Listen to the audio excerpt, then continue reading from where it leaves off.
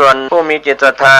มีเจตนาร่วมในข่าวครั้งนี้โอนเงินผ่านธนาคารกรุงไทยสาขาสุเทพชื่อบัญชีวัดป่าแดงมหาวิหารเลขที่บัญชี521064750สอบถามรายละเอียดเพื่อร่วมทำบุญได้ที่0818815690ก็เป็นโครงการปรับภูมิทัศน์และพัฒนาปรับพื้นที่รอบอุโบสถวัดป่าแดงมหาวิหารตำบลสุเทพอำเภอเมืองเชียงใหม่จังหวัดเชียงใหม่โครงการนี้เริ่มดำเนินการท่านที่จะร่วมบุญร่วมกุศลร่วมอนุโมทนาได้บุญได้กุศลได้ความดีโดยทั่วหน้ากัน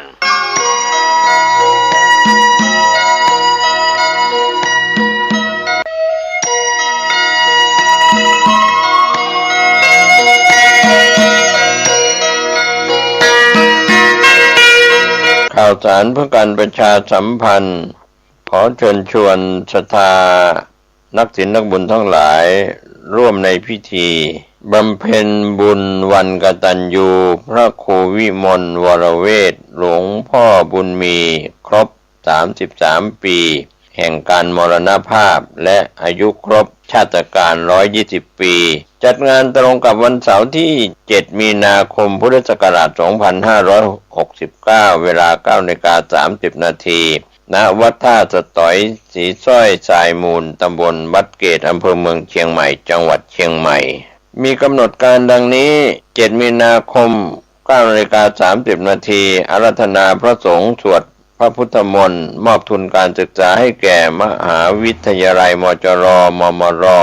ถวายกับพระภิกษุสามเณรวัดท่าสตอยผู้สอบปรริญญาธรรมนักธรรมได้โรงเรียนในสังกัดสำนักการศึกษาเทศบาลนครเชียงใหม่11โรงเรียนสมทบทุนโรงพยาบาลสงฆ์มหาราชนครเชียงใหม่สมทบทุนมูลนิธิเด็กกำพร้าบ้านกิ่งแก้วเชียงใหม่โรงเรียนสอนคนตาบอดภาคเหนือโรงเรียนกาวิระอนุกุลเด็กบกพร่องทางสติปัญญาโรงเรียนโสตศึกษาอนุสารสนทรคนหูหนวกสภานักธรรมจังหวัดเชียงใหม่พุทธสมาคมจังหวัดเชียงใหม่ยุวพุทธิกาสมาคมเชียงใหม่กลุ่มหนุ่มสาวจังหวัดเชียงใหม่กลุ่มหนุ่มสาววัดท่าสตอยจังหวัดเชียงใหม่ทอดถวายผ้าบางสกุลถวายเครื่องไทยทานจตุปัจจัยไทยทานแด่พระสงฆ์อนุโมทนาเวลา 11:20 นาทีถวายภัตตาหารเพลแด่พระสงฆ์สามเณร 12 นาฬิกาเชิญท่านผู้ร่วมงานรับประทานอาหารท่านสามารถติดต่อสอบถามและร่วมทำบุญได้ที่พระอาจารย์พระมหาเกษมเขมาภินันโทเจ้าวาดวัดท่าสตอย0810249817ก็เป็นส่วนที่ท่านจะได้สอบถามและร่วมทำบุญเป็นเจ้าภาพในงานนี้มีพระอาจารย์มหาเกษมเขมาภินันโทเจ้าวาดวัดท่าสตอยพร้อมคณะศรัทธากรรมการศิษยานุศิษย์ชุมชนโรงเรียนเทศบาลวัดท่าสตอยเป็นเจ้าภาพก็เป็นส่วนที่ทางข่าวสารเพื่อการประชาสัมพันธ์ในโอกาสที่ทำบุญวันกตัญญูพระครูวิมลวรเวทหลวงพ่อบุญมีครบ33ปีแห่งการมรณภาพและชาตการอายุครบ100ตรงกับวันเสาร์ที่7มีนาคมพุทธศักราช2569ช่วงเวลา 9:30 นาทีเป็นต้นไปณวัดท่าสตอยศรีสร้อยทรายมูลตำบลวัดเกตอำเภอเมืองเชียงใหม่จังหวัดเชียงใหม่ขอเชิญท่านร่วมงานวันกตัญญูของวัดท่าสตอยโดยพร้อมเพรียงกัน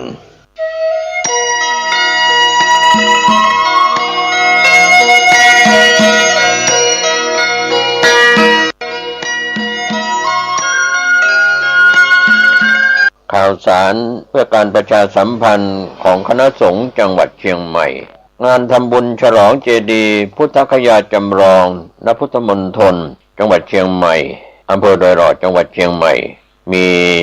พระเทพมังคลาจารย์เจ้าคณะจังหวัดเชียงใหม่คณะสงฆ์จังหวัดเชียงใหม่ศรัทธาญาติโยมสาธุชนทั้งหลายดำเนินการก่อสร้างเจดีย์พุทธคยาจำลองมีคณะศิษยานุศิษย์พระพรหมมงคลฝ่ายวิปัสสนาหลวงปู่ทองสิริมังคโรพร้อมด้วยคุณแม่จันฟองกิ่วแก้วและคณะลูกหลานญาติมิตรสิ้นทุนทรัพย์20 ล้านบาทคณะสงฆ์จังหวัดเชียงใหม่พร้อมคณะศรัทธาสาธุชน ญาติโยมพร้อมใจกันจัดงานฉลองปล่อยหลวงตามประเพณีล้านนาถวายไว้ในพระพุทธศาสนากำหนดการวันพระราชบดีที่15มกราคมพุทธศักราช2569เวลา 9 นาฬิกาคณะสงฆ์คณะศรัทธาสาธุชนและหัววัดต่างๆพร้อมกัน 11 นาฬิกาถวายภัตตาหารเพลแด่พระสงฆ์สามเณรและเรียนเชิญแขกผู้มีเกียรติสาธุชนทั้งหลายร่วมรับประทานอาหาร 3 นาฬิกาเจ้าพระคุณสมเด็จพระมหาธีราจารย์เจ้าคณะใหญ่หนเหนือเจ้าวาดวัดพระเชตุพนวิมลมังคลารามกรุงเทพมหานครเดินทางมาถึงณมณฑลพิธีทานจุดธูปเทียนบูชาพระรัตนตรัยสมาทานศีลประธานสงฆ์ให้ศีลมัคคณายกโอกาสเว้นตาถวายเจดีย์พุทธกยาจำลองถวายเครื่องทายธรรมแด่พระสงฆ์อนุโมทนาให้พรเป็น7พิธีงานนี้มีพระเดชพระคุณพระเทพมังคลาจารย์เจ้าคณะจังหวัดเชียงใหม่พร้อมคณะสงฆ์จังหวัดเชียงใหม่คณะศรัทธาสาธุชนทั้งหลายร่วมกันเป็นเจ้าภาพท่านสามารถสอบถามรายละเอียดและร่วมอนุโมทนาทำบุญได้ที่0818829199ก็เป็นงานบุญงานกุศลการทำบุญฉลองเจดีย์พุทธกยาจำลองณพุทธมณฑลโดยรอจังหวัดเชียงใหม่วันพฤหัสบดีที่15มกราคมพุทธศักราช2569ช่วงเช้า 9 นาฬิกาเป็นต้นไปขอเรียนเชิญท่านผู้ใจบุญใจกุศลร่วมงานนี้ได้บุญได้กุศลได้อนุโมทนาโดยพร้อมเพรียงกัน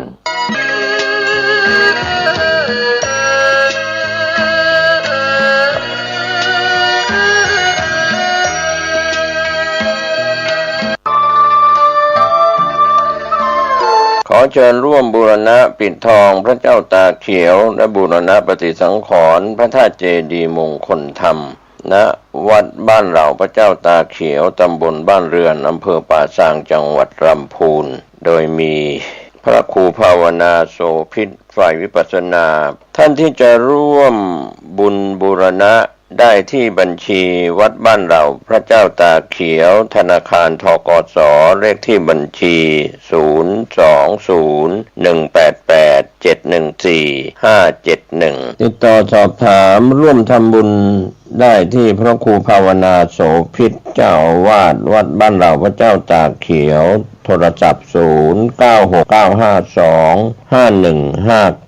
เชิญท่านร่วมบุญร่วมกุศลเดินทางไปที่วัดหรือทำบุญทางออนไลน์ผ่านธนาคารธกส.ได้ก็อนุโมทนาสาธุกับท่านที่จะได้บูรณะปฏิสังขรณ์พระธาตุเจดีย์และพระเจ้าตาเขียวได้บุญได้กุศลโดยทั่วหน้ากัน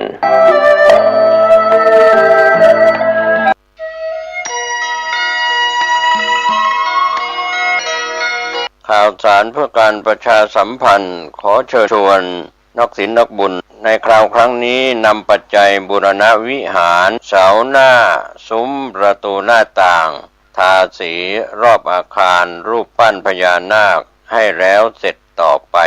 ปัจจุบันมีพระครูประภัชชัยคุณเป็นเจ้าอาวาสวัดชัยสถานป่าเศร้าน้อยเจ้าคณะตำบลสันปุเรยเขต 2ท่านสามารถติดต่อสอบถามรายละเอียดและร่วมทำบุญได้ที่0876572276 ณ วัดชัยสถานป่าเศร้าน้อยตำบลสันปุเรยอำเภอดอยสะเก็ดจังหวัดเชียงใหม่ได้บุญได้กุศลได้ความดีได้อนุโมทนาโดยทั่วหน้ากัน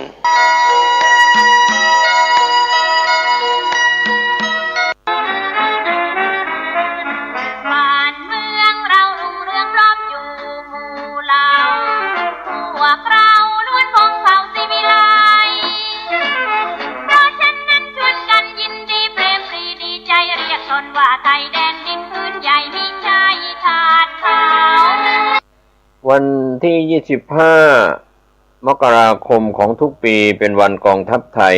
ทางวัดพระธาตุปู่แก้วจามเทวีตำบลฮอดอำเภอฮอดจังหวัดเชียงใหม่รำลึกถึงบุญระลึกถึงคุณพระมหากษัตริย์ไทยผู้กอบกู้เอกราชขอเชิญชวน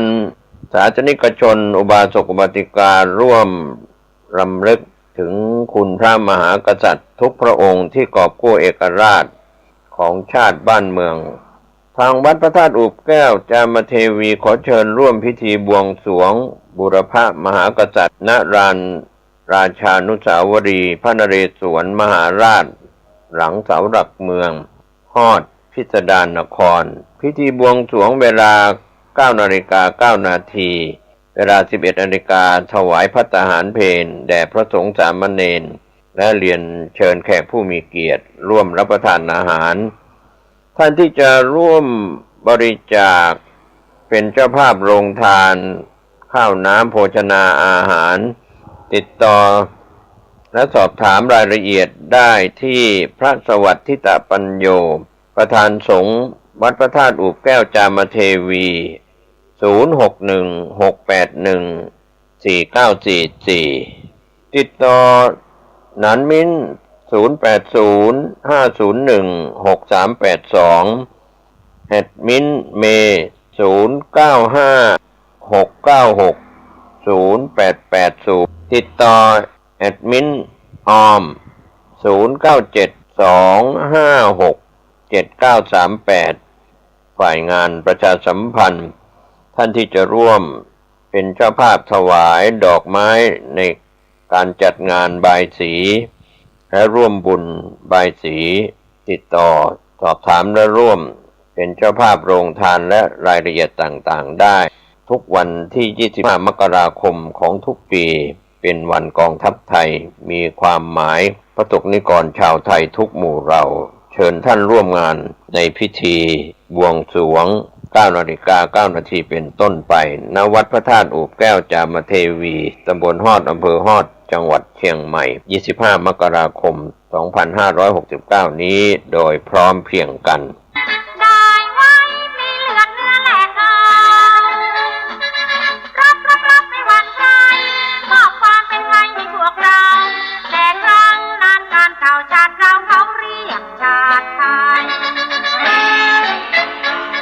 รายการปกิณกะธรรมะ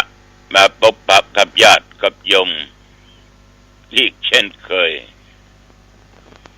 โดยตุเจ้าวัดหนองตองแห่งดงจังหวัดเชียงใหม่ตอนนี้มาพบปะโยมเป็นประจำทุกวัน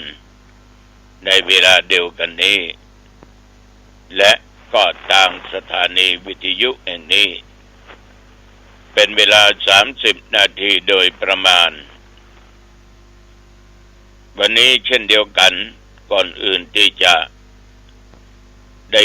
ได้จาอย่างออกไปนั้นเจริญพรญาติโยมเอามาตั้งอกตั้งใจบูชาพระรัตนตรัยสวดมนต์เพื่อเป็นมงคลต่อชีวิตต่อหอต่อเอื้อนต่อบ้านต่อจองต่ออันนั่นต่ออันนี้ออกไปอย่างอี้คงจะคัดในใจโยมบะจริงตุลุงบะจริงตุเจ้าบะจริงท่านพระครูพระเจ้าไว้พระนพทันตะวันบะหารรอยสักเตื้อมหารเป็นดีสักเตื้ออันนั้นเหมาะญาติโยมปัจจัยว่าไหว้พระแล้วจะรวยไหว้พระแล้วจะถูกหวยไหว้พระขอยากได้ก็จะได้สมปรารถนาอันนั้นมันอยู่ที่กรรมบุญอยู่ที่กรรมนะอยู่ที่กรรมคือการกระทำของโยมทั้งในอดีตและในปัจจุบันเนี่ยมาบวกกันฉะนั้นที่บอกว่าไหว้พระแล้วเราจะได้สิ่งที่ดีๆก็คือความดีไงล่ะอย่างน้อยก็ได้บุญก็คือความดีก็คือมงคลเนี่ยได้สิ่งดีๆไว้ในตัวในตนเฮาวันนี้มันผสมปรารถนาแต่วันหน้ามันก็ไม่แน่ญาติโยมบางคนน่ะหน้าบุญของเปิ้นเนี่ยถ้าไปขอให้เปิ้นนะเอาเปิ้นขายที่อย่างได้กัน10 กว่าล้าน20 กว่าล้านหน้าบุญของเปิ้นถูกหวยเนี่ยม มันก็น่าบุญเขาแท้เมื่อก่อนนั่นคือสิ่งที่เขาสร้างมาฉะนั้นญาติโยมจะเอาสิ่งเหล่านี้มาเทียบกันยังไม่ได้แต่ทุกอย่างนั้นมันก็เป็นบุญเอาจึงกล่าวว่าหน้าบุญหน้าบุญนี่ก็คงเข้าใจนะเอาต่อไปเอามาบูชาพระรัตนตรัยคือพระพุทธพระธรรมพระสงฆ์พร้อมๆกันไปอะระหังสัมมาสัมพุทโธภควาพระผู้มีพระภาคเจ้าเป็นพระอรหันต์ดับเพลิงกิเลสเพลิงทุกข์สิ้นเชิงตรัสรู้ชอบได้โดยพระองค์เองพุทธังภวันตังอภิวาเทมิข้าพเจ้าอภิวาทพระผู้มีพระภาคเจ้าผู้รู้ผู้ตื่นผู้เบิกบานกราบพระพุทธสวากขาโตภควตาธัมโมพระธรรมเป็นธรรมที่พระผู้มีพระภาคเจ้าตรัสไว้ดีแล้วธัมมังนัมมัสสามิข้าพเจ้านมัสการพระธรรมกราบพระธรรมสุปฏิปันโนภควโตสาวกสังโฆพระสงฆ์สาวกของพระผู้มีพระภาคเจ้าปฏิบัติดีแล้วสังฆังนัมมามิข้าพเจ้านอบน้อมพระสงฆ์กราบพระสงฆ์นะโมตัสสะภะคะวะโตอะระหะโตสัมมาสัมพุทธัสสะนะโมตัสสะภะคะวะโตอะระหะโตสัมมาสัมพุทธัสสะนะโมตัสสะภะคะวะโตอะระหะโตสัมมาสัมพุทธัสสะพุทธังสรณังคัจฉามิธัมมังสรณังคัจฉามิสังฆังสรณังคัจฉามิตุติยัมปิพุทธังสรณังคัจฉามิตุติยัมปิธัมมังสรณังคัจฉามิตุติยัมปิสังฆังสรณังคัจฉามิตติยัมปิพุทธังสรณังคัจฉามิตติยัมปิธัมมังสรณังคัจฉามิตติยัมปิสังฆังสรณังคัจฉามิอิติปิโสภะคะวะอะระหังสัมมาสัมพุทโธวิชชาจารณะสัมปันโนสุขโตโลกวิทูอนุตตโรปุริสธรรมสารถิสัทธาเทวมนุษย์สานังพุทโธภควาติยันตุนิมิตตังอบะมังคะลัญญาโยจะมันะโพสะกุณัสสะสัทโธปะปะกะโอโตสุปินังอะกันตังพุทธานุภาเวนะวินาสเมนตุสวากขาโตภะคะวะตาธัมโมสันติติโกอะกาลิโกเอหิปัสสิโกจัปปัจจตังเวทิตโพวินยูหิติยันตุนิมิตตังอวะมังคะลัญญาโยจะมะนาโพสะกุณัสสะสัทโธป ะปักขะโอโตสุปินังอะกันตังธรรมานุภาเวนะวินาสเมนตุสุปฏิปันโนภะคะวะโตสาวกสังโฆอุจุปฏิปันโนภะคะวะโตสาวกสังโฆยายะปฏิปันโนภะคะวะโตสาวกสังโฆสามิจิปฏิปันโนภะคะวะโตสาวกสังโฆยัตติตังจัตตาลิปุริสยุคานิอัตถปุริสปุกลาเอสะภะคะวะโตสาวกสังโฆอาหุนยโยปะหุนยโยทักขินยโยอัญชลิกรณิโยอนุตตโรปนุตตรังบุญญเกตังโลกัสสาติยันตุนิมิตตังอวะมังคลัญจาโยจัมมนะโพสกุณัสสะสัทโธปะปักขะโอโตสุปินังอะกันตังสังฆานุภาเวนะวินาสเมนตุยะโตอังภะคินิอริยญาชาติยาชาโตนาภิชานามิสัญจิจาปันนังชีวิตาโวโรเปตาเตนะสัจเจนะสุติติโหตุสุติกัปปัจจาโพชังโคสติสังฆาโตธัมมานังวิจโยตถาวิริยัมปิติปัสสติโพชังคาจัตตถาปะเรสัมมาตุเปกะโพชังคาสัตติเตสัพพทักษินามุนินาสัมมาตาขาตาภาวิตาภาอุริกตา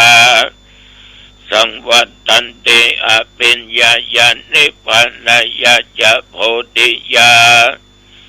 เอเตนะสัจจวัชเชนะโสติเตโอตุสัพพทาเอกัสสมิงสัมมาเยนะโทโมคัลลานัญจกัสสปังกิลานิทุกิเตเตสวะโพชังเกสัตตะเทสัญญีเตจะตังอภินันติตัวโรกามุจิงสุตังกันเน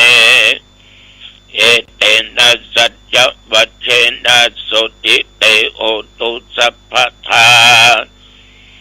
เอกทาธรรมราชาภิเกลัญเยนะภิปิริโตจุนตเตเรนะตัญเยนะพันนาเปตวานะสัทันลังสัมโมดิตวาจะอาภาธาตัมหาพุทธาสิธานะโสเอเตนะสัจจวัชเชนะโสติเตโอตุสัพพทาพระอินาเตจะอาภาธาตินันนัมปิมะเยสินังวัคคะอัตตกิเลสวัปปตานุปติธรรมตังเอเตนะสัจจวัชเชนะโสติเตโอตุสัพพทาสักกัตตัวพุทธรัตนังโอสัตถังอุตตมังวัลลัง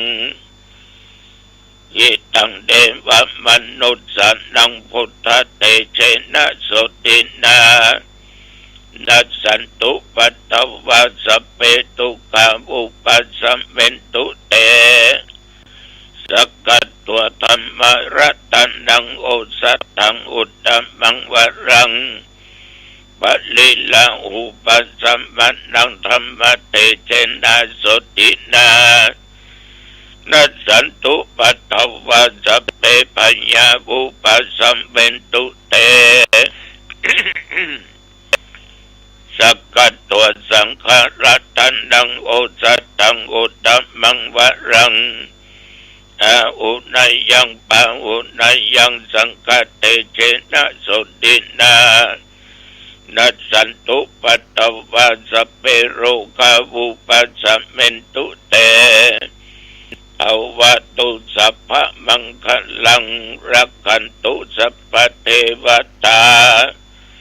สัพพะพุทธานุภาเวนะสัทธาโสติภวันตุเตภวตุสัพพะมังคลังรักขันตุสัพพะเทวตาสัพพะธรรมานุภาเวนะสัทธาโสติภวันตุเตภวตุสัพพะมังคลังรักขันตุสัพพะเทวตาสัพพะสังฆานุภาเวนะสัทธาโสติภวันตุเต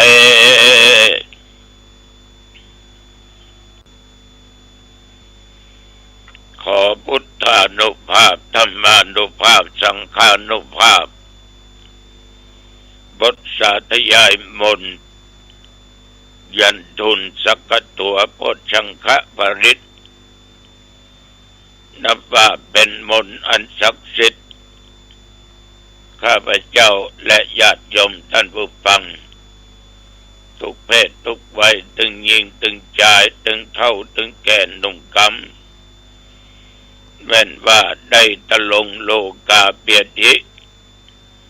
ทั้งนอกกายในกายอันหนักอันร้ายหมอมายุกมายามารักษาก็บ่หายขอพุทธานุภาพมานุภาพสังฆานุภาพมนต์ต่างๆเหล่านั้นจงกำจัดโรคภัยไข้เจ็บอันหนักอันร้ายได้หายไปณบัดนี้และที่จะเกิดมาไปหน้าอย่าได้มากำมากายขอข้าพเจ้าทั้งหลายความสุขกายสบายใจแม้นว่าเดินทางไปเหนือใต้ตกออกไกลใกล้ไปก็มีชัยมีโชคกลับมามีโชคมีใจมีสติและปัญญาประตั้งอยู่ในความประมาทจำเริญด้วยกิจการค้าการขายการเกษตรการงานทุกชนิดจำเริญด้วยหน้าที่และการงานยิ่งขึ้นไปอายุวันนะสุขะบละบอนอันล้ำเลิศเหล่านี้จงบังเกิดแก่ตนข้าพเจ้าและญาติโยมท่านผู้ฟังทั้งหลายทุกท่านทุกคนยิ่งขึ้นไปเถิดกรมอุตุได้ประกาศบอกตักเตือนว่าระยะนี้เป็นฤดูหนาวแต่ว่าเมื่อตะวันนี้กลางวันพอยังแขวนบางคนนุ่งห่มผ้าใส่เสื้อ2 ตัว3 ตัวก็ถอดออกด้วยตัวเดียวก็มีถามว่าเป็นจะได้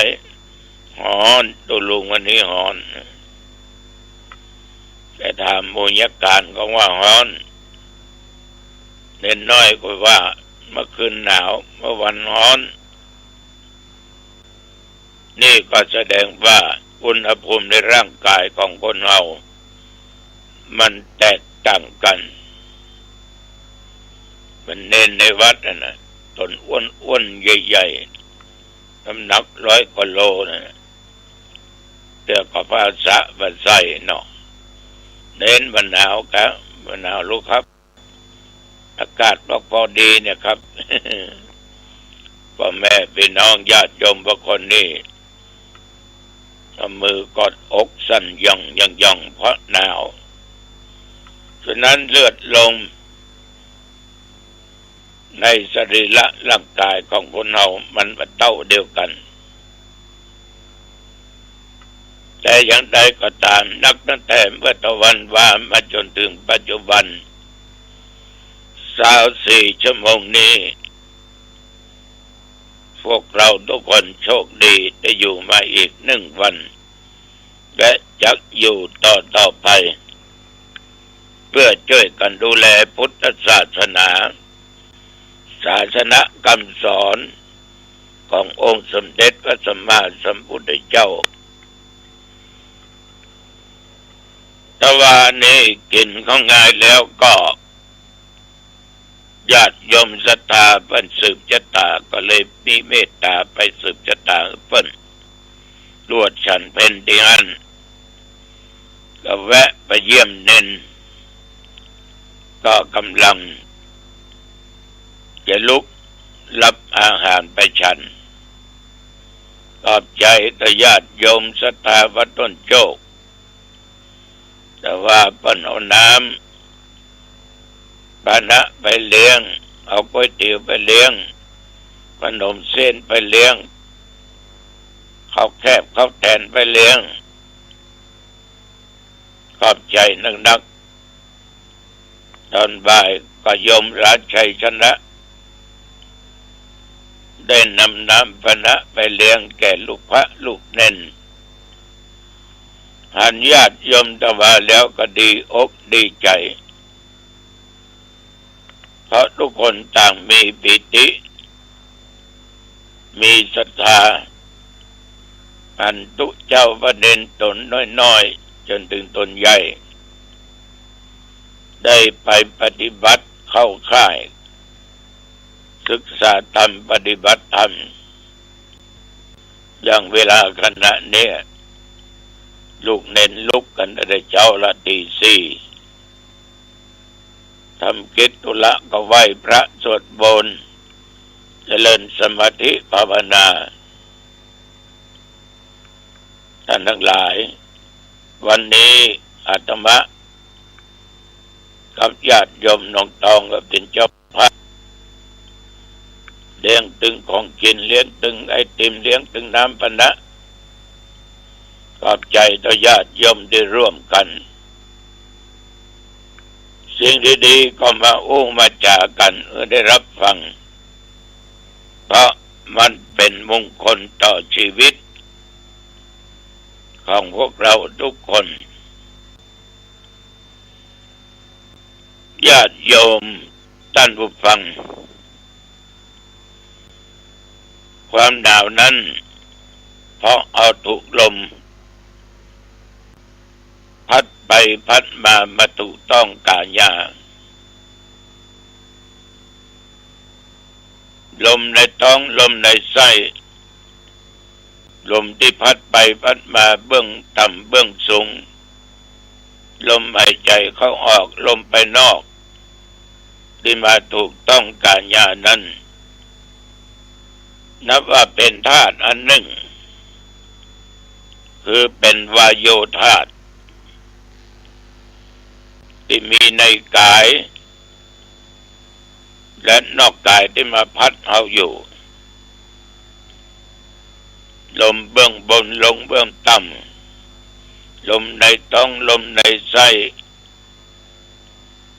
ลมพัดไปพัดมาตามตัวประการสำคัญลมหายใจเข้าออกบางคนนี่ก็ลมขึ้นจืดสันหลังเป็นเป็นแหวบางคนนี่แหวเป็นเส้นเป็นสายลมเนี่ยมีมากก็อันตราย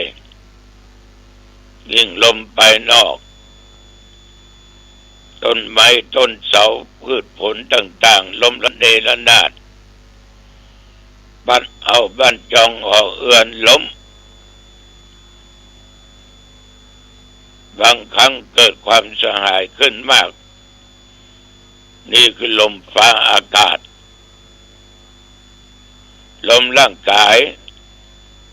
ถ้ามันผิดปกติกินอย่างผิดก็ดีขึ้นยัดลิ้นอกลิ้นปี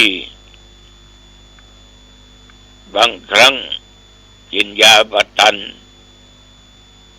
ก็ตายได้บางคนหมดลมหายใจเพราะระบบหัวใจนั้น เลือดฉีดมา ทันหัวใจวายเลยตายไปในร่างกายคนเอาถ้ามามีวาโยนี่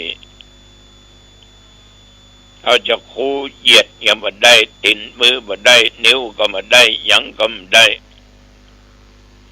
เขายังมีลมอยู่ในช่องว่าง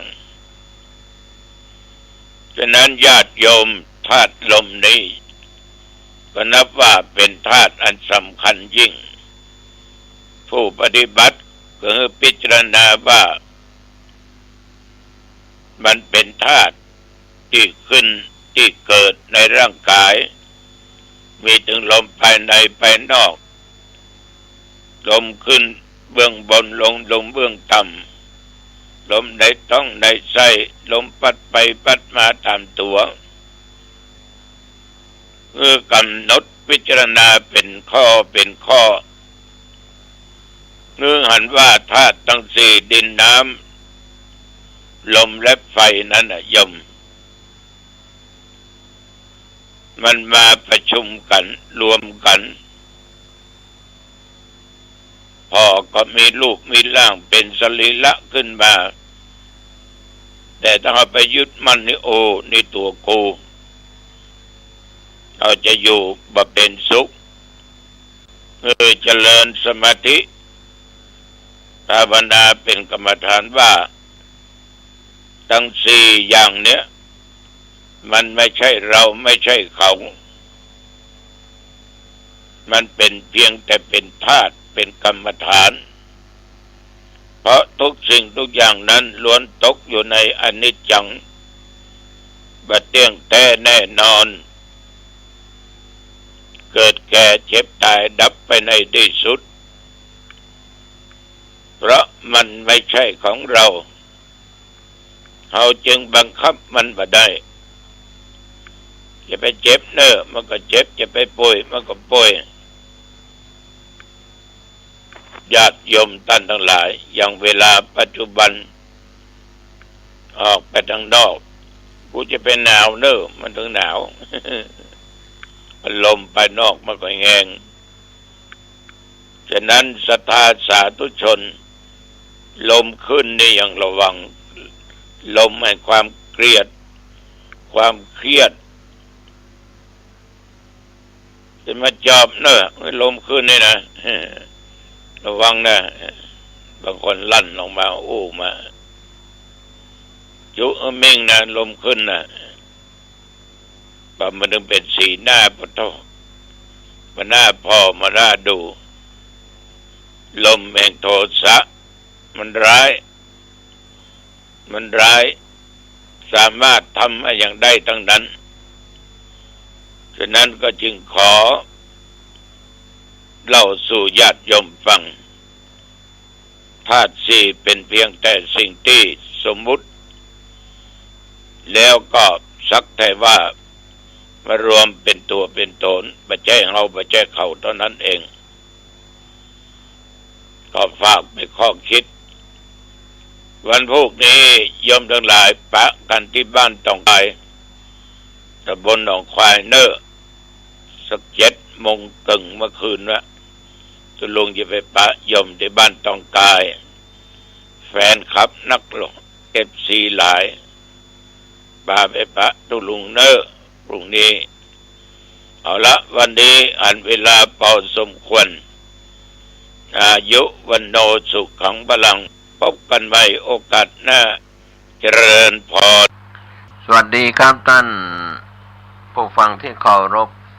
การแบ่งปันความคิดดีๆวันนี้ผมกเกษตรเพชรสำริดวิทยากร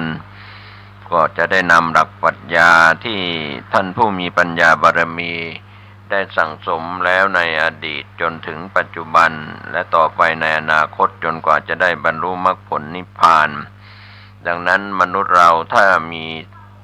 ศีลมีสมาธิมีปัญญาก็จะแยกแยะความชั่วความดีออกจากชีวิตได้เป็นอย่างนี้มนุษย์นั้นเจริญด้วยการศึกษาแต่ไม่สามารถจะแยกแยะความชั่วความดีออกจากชีวิตได้กฎหมายที่เรา ปฏิบัติตามกันอยู่กำกับกำหนดควบคุมให้บุคคลต่างๆที่อยู่บนโลกใบนี้ในแต่ละประเทศได้ปฏิบัติเป็นแนวทางเดียวกันเพื่อให้โลกใบนี้เกิดความดีงามดังนั้นการเปลี่ยนแปลงการพัฒนาทุกๆครั้งถ้าปราศจากศีลสมาธิปัญญาการเปลี่ยนแปลงการพัฒนานั้นก็ไม่มั่นคงไม่ปลอดภัยไม่ยั่งยืนไม่งดงามที่สุดความแตกแยกไม่เป็นที่ยอมรับกับสาธารณชนการเปลี่ยนแปลงการพัฒนาทุกๆครั้งถ้าถูกต้องชอบด้วยศีลสมาธิปัญญาการเปลี่ยนแปลงการพัฒนา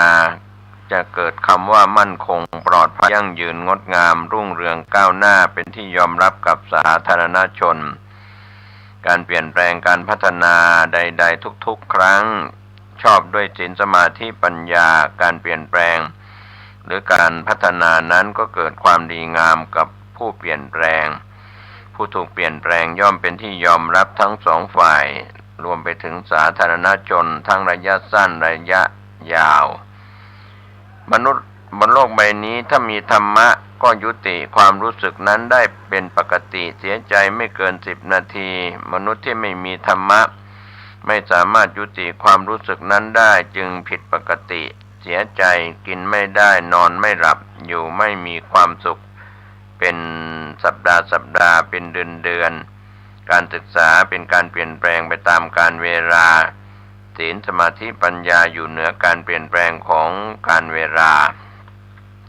กฎหมายที่เราปฏิบัติตามในประเทศต่างๆทั่วโลกเป็นสิ่งไม่มีชีวิตแต่ผู้กำกับกำหนดควบคุมกฎหมายเป็นสิ่งที่มีชีวิตสิ่งที่มีชีวิตนั้นก็มีความอยากมีความต้องการมีเรียกว่าเปลี่ยนแปลงไปตามกิเลสเครื่องเศร้าหมองที่อยู่ในใจเป็นเหตุให้เกิดความอยุติธรรมไม่ยุติธรรมกับโลกใบนี้ก็เกิดความวุ่นวายไม่มีวันจบสิ้นกฎหมายถ้ามีการเปลี่ยนแปลงไม่ได้ เพราะกฎหมายเป็นสิ่งที่ไม่มีชีวิตถ้าผู้ที่จะเปลี่ยนแปลงก็คือคนที่มีชีวิตจะเปลี่ยนแปลงกฎหมายผู้กำกับกำหนดควบคุมกฎหมาย ก็คือศีลสมาธิปัญญากฎหมายนั้นก็เกิดความยุติธรรมกับสาธารณชนสาธารณชนยอมรับผู้กำกับกำหนดควบคุมกฎหมายก็ถือว่าแก้ไขได้ควบคุมได้ด้วยสิ่งที่มีชีวิตความมั่นคงปลอดภัยยั่งยืนรุ่งเรืองก้าวหน้าเกิดจากศีลสมาธิปัญญาบุคคลที่มีศีลสมาธิกำกับกำหนดควบคุมจัดการบริหารบุคคลผู้นั้นก็ย่อมเป็นที่ยอมรับกับสาธารณชนในส่วนหันมานึกถึงตัวเราถ้ามีความอดทนก็จะมีพลังมีอำนาจสามารถเปลี่ยนแปลงแก้ไขความเป็นไปของโลกมนุษย์ความสำเร็จก็จะเกิดขึ้นกับโลกมนุษย์ความอดทนนั้นสร้างคนสร้างงานสร้างความมั่งคั่งสร้างอนาคตให้กับตนเองความอดทนจะเพิ่มรายได้ลดรายจ่ายลดปัญหาแก้ปัญหาให้กับบุคคล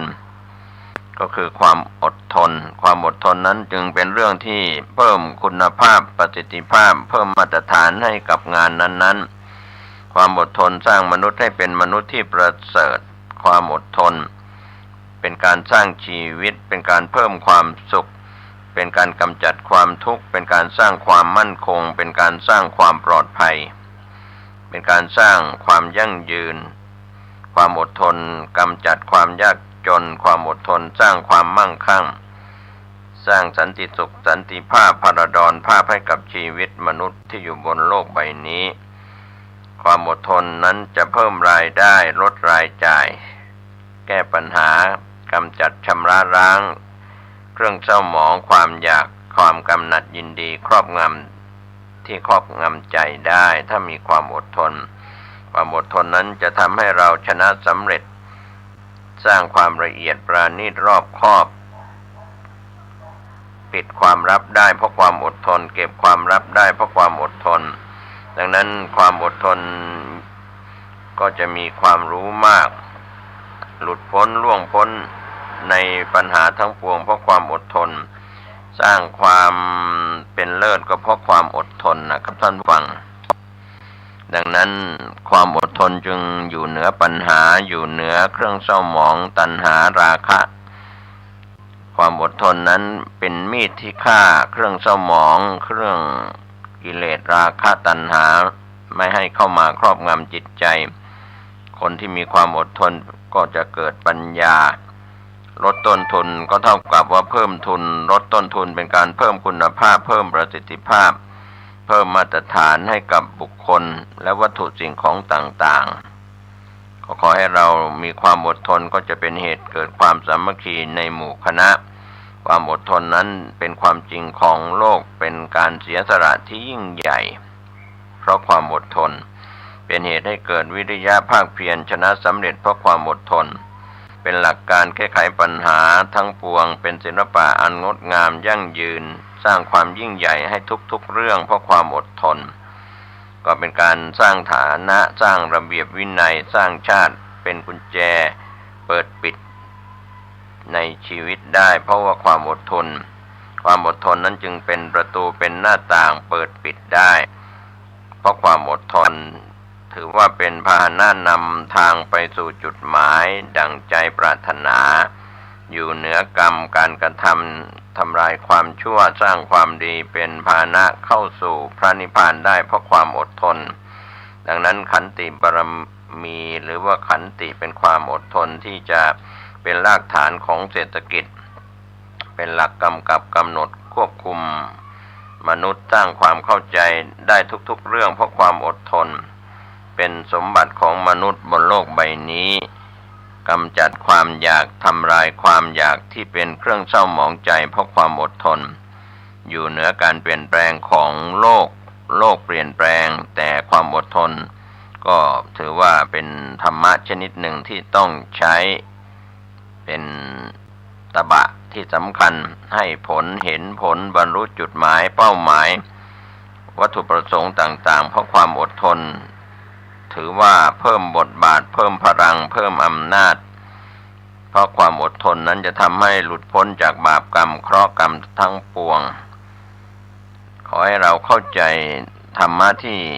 เป็นการเปลี่ยนแปลงเป็นความจริงของโลกมนุษย์บนโลกใบนี้ผู้ใดไม่เข้าใจไม่เท่าทันไม่ยอมรับการเปลี่ยนแปลงมนุษย์ผู้นั้นก็มีชีวิตที่ผิดปกติเป็นการแสดงความรู้สึกต่างๆไม่มีวันจบสิ้นมนุษย์ที่เจริญด้วยปัญญาเข้าใจเท่าทันยอมรับการเปลี่ยนแปลงจึงไม่มีเหตุผลไม่มีเงื่อนไขไม่สงสัยใดๆทั้งหมดนะครับมนุษย์ที่เจริญด้วยการศึกษาไม่เข้าใจไม่เท่าทันไม่ยอมรับการเปลี่ยนแปลงจึงมีเหตุผลมีข้ออ้างมีข้อแก้ตัวมีข้อสงสัยไม่มีวันจบสิ้นมนุษย์ที่เจริญด้วยศีลสมาธิปัญญาจะเข้าใจจะเท่าทันยอมรับการเปลี่ยนแปลงอารมณ์ของตนตามความรู้สึกความต้องการของตนเองและก็ของคนอื่นมนุษย์ที่เจริญด้วยการศึกษาจะไม่เข้าใจจะไม่เท่าทันไม่ยอมรับการเปลี่ยนแปลง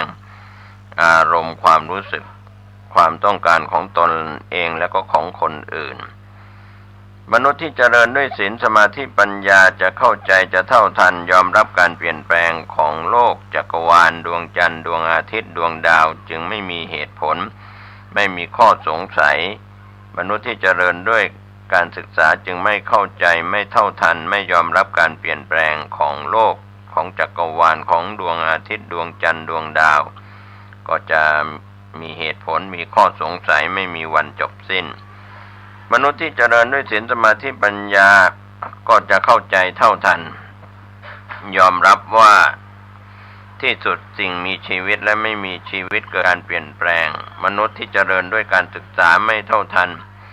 ไม่ยอมรับการเปลี่ยนแปลงของวัตถุสิ่งของที่มีชีวิตและไม่มีชีวิตจึงทำให้มนุษย์คนนั้นผู้นั้นมีแต่ปัญหาก็คนที่เจริญด้วยศีลสมาธิปัญญาจะเข้าใจจะเท่าทันยอมรับการเกิดแก่เจ็บตายเกิดการเปลี่ยนแปลงเป็นไปปกติมนุษย์ที่เจริญด้วยการศึกษาวิทยาศาสตร์ไม่เข้าใจไม่เท่าทันไม่ยอมรับการเปลี่ยนแปลงของการเกิดแก่เจ็บตายก็จะผิดปกติ มีเหตุมีผลมีข้อสงสัยไม่มีวันจบสิ้นมนุษย์ที่มีศีลสมาธิปัญญาเข้าใจเท่าทันยอมรับอารมณ์ดีสุขภาพดีอายุยืนส่งผลให้ผลการเจ็บป่วยตามเวลาที่กำหนดมนุษย์ที่เจริญด้วยการศึกษาเมื่อไม่เท่าทันไม่ยอมรับการเปลี่ยนแปลงของอารมณ์ก็ส่งผลให้ชีวิตแก่ชีวิตอึดอัดหงุดหงิดเบื่อหน่ายรำคาญทำลายสุขภาพเจ็บป่วยก่อนเวลาที่กำหนดมนุษย์ที่เจริญด้วยศีลสมาธิปัญญาแสวงหาความดีของตนตามปกติมนุษย์ที่เจริญด้วยการศึกษาแสวงหาความดีตอนผิดปกติมนุษย์ที่เจริญด้วยศีลสมาธิปัญญาชำระล้างความคิดการกระทำสิ่งที่ผิดออกไปจากชีวิตมนุษย์ที่เจริญด้วยการศึกษานั้นจะสร้างกิเลสเครื่องเศร้าหมองใจสร้างเงื่อนไขสร้างความอยากให้กับชีวิตไม่มีวันจบสิ้นมนุษย์ที่เจริญด้วยศีลสมาธิปัญญาสามารถแยกแยะความชั่วความดีออกจากชีวิตได้เป็นอย่างดีมนุษย์ที่เจริญด้วยการศึกษาไม่สามารถแยกแยะความชั่วความดีออกจากชีวิตกฎหมายที่เราปฏิบัติตามกันทุกประเทศทั่วโลกนั้นจะกำกับกำหนดควบคุมให้บุคคลต่างๆที่อยู่บนโลกใบนี้ได้ปฏิบัติเป็นแนวทางเดียวกันเพื่อให้โลกใบนี้เกิดความดีงามดังนั้นการเปลี่ยนแปลงการพัฒนาทุกๆครั้งถ้าปราศจากศีลสมาธิปัญญาการเปลี่ยนแปลงการพัฒนาก็ไม่มั่นคงไม่ปลอดภัยไม่ยั่งยืนไม่งดงามที่สุดก็สร้างความแตกแยกไม่เป็นที่ยอมรับกับสาธารณชนการเปลี่ยนแปลงการพัฒนาทุกๆครั้งชอบด้วยศีลสมาธิปัญญาการเปลี่ยนแปลงการพัฒนาก็จะเกิดคำว่ามั่นคงปลอดภัยยั่งยืนงดงามรุ่งเรืองก้าวหน้าที่สุดก็เป็นที่ยอมรับของสาธารณชนการเปลี่ยนแปลงการพัฒนาใดๆทุกๆครั้งที่ชอบด้วยศีลสมาธิปัญญาการเปลี่ยนแปลงการพัฒนานั้นๆก็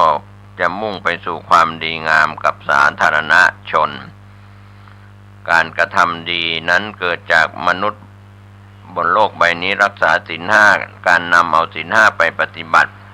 จึงเกิดผลกับผู้ปฏิบัติและผู้ที่อยู่ใกล้จึงได้รับผลชีวิตก็จะมั่นคงชีวิตก็จะปลอดภัยชีวิตเจริญด้วยการงานการเงินชีวิตมีความสงบชีวิตมีความสุขการทำกรรมที่ไม่ดีนั้นเกิดจากมนุษย์บนโลกใบนี้ล่วงละเมิดศีลห้าไม่นำเอาศีลห้าไปปฏิบัติจึงเกิดผลกับผู้ล่วงละเมิดศีลห้าผู้ที่อยู่ใกล้ชิดชีวิตก็ไม่ปลอดภัยการงานการเงินก็ไม่มั่นคงชีวิตไม่สงบชีวิตไม่มีความสุขชีวิตประสบแต่ปัญหาขอให้เราได้สร้างกรรมดี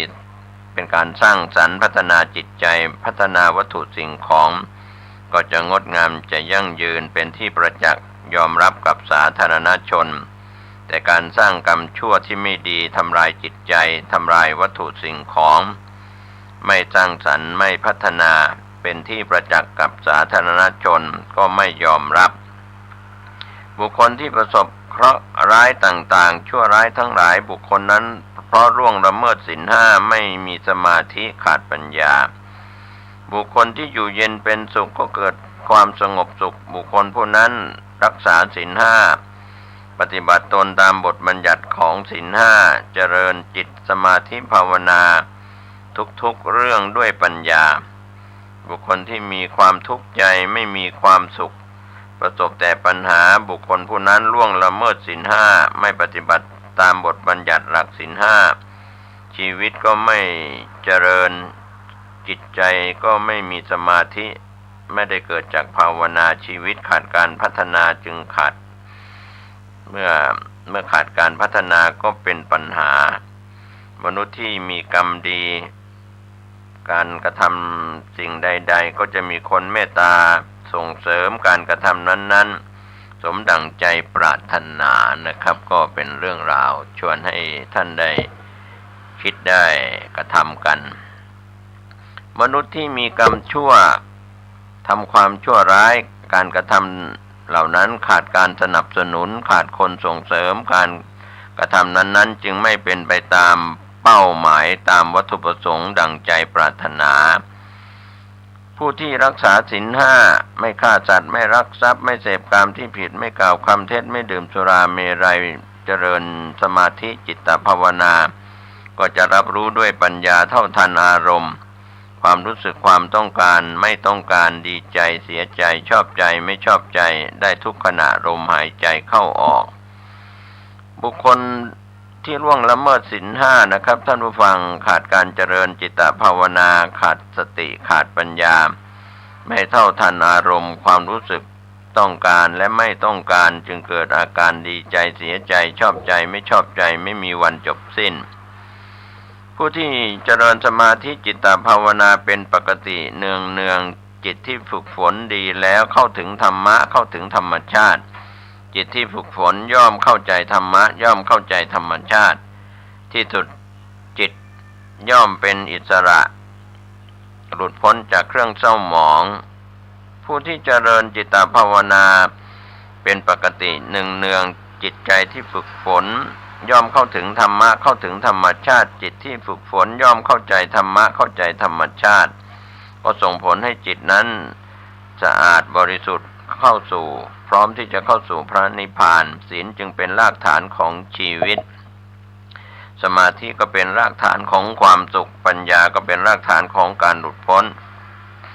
ศีลนั้นเป็นรากฐานของความปลอดภัยในชีวิตสมาธิเป็นรากฐานความมั่นคงยั่งยืนของชีวิตปัญญาก็เป็นรากฐานของการชำระจิตใจให้ใสสะอาดบริสุทธิ์ให้จิตใจนั้นสว่างให้จิตใจนั้นหลุดพ้นเป็นอิสระอยู่เหนือเครื่องเศร้าหมองใจมนุษย์นั้นมีความอยากมีความต้องการเป็นปกติเพราะมีสติสมาธิมนุษย์ที่ขาดสติขาดสมาธิมนุษย์ผู้นั้นจึงมีชีวิตที่ผิดปกติการเปลี่ยนแปลงเป็นความจริงของโลกสิ่งที่มีชีวิตสิ่งที่ไม่มีชีวิตแปรสภาพพัฒนาไปตามกาลเวลานะครับท่านผู้ฟังธรรมะนั้นจะเป็นผู้กำกับกำหนดควบคุมโลกนั้นมีอยู่สองประการคือสิ่งมีชีวิตสิ่งไม่มีชีวิตสิ่งที่มีชีวิตเปลี่ยนแปลงแปรสภาพไปตามกาลเวลาอดีตปัจจุบันอนาคตศาสดาทุกศาสนา